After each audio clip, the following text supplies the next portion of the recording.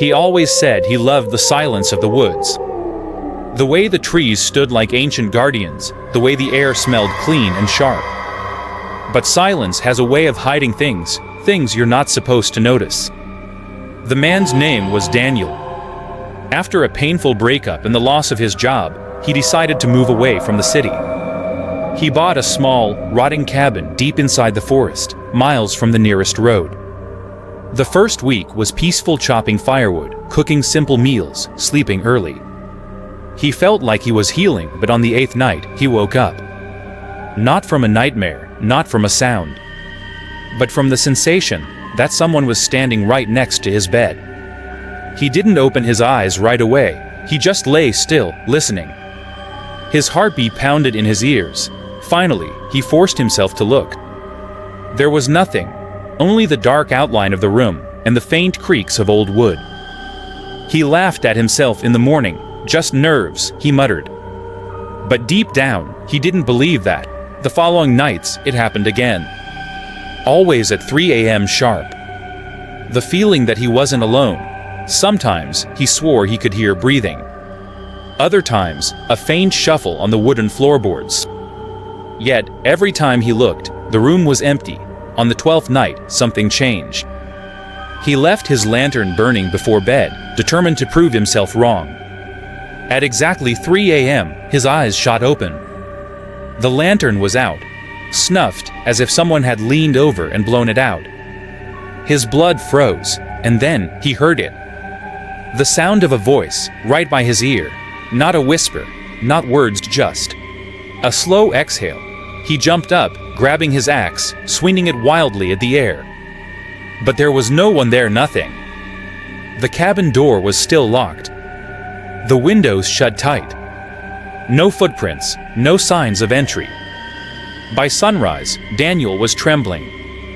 He almost packed his things to leave, but stubbornness kept him there. "This is my home," he whispered, though his voice shook. That day, while gathering wood, he noticed something disturbing. On the far side of the cabin wall, in the damp soil, were footprints. Bare feet, small, like a child's. They led directly up to the wall and stopped as if the person had walked straight through it. That night, he didn't sleep. He sat by the window with his axe, watching the woods. The forest was silent, too silent. At 3 a.m., the lantern flickered. And then he saw it, reflected in the glass of the window. A pale face standing behind him. He spun around, empty, nothing but shadows.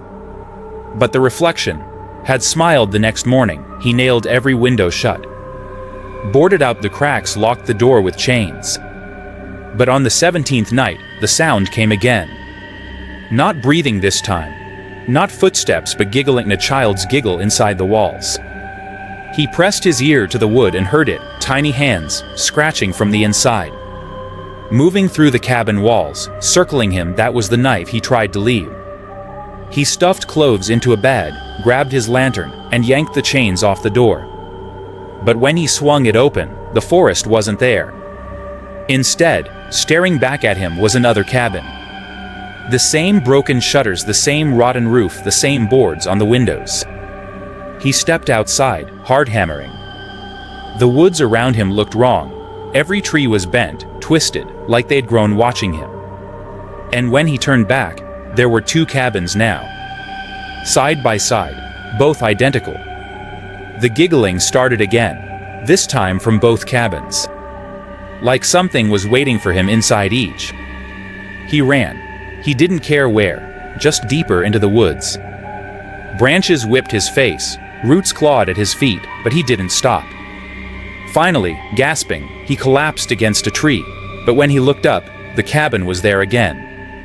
Always there, no matter how far you ran.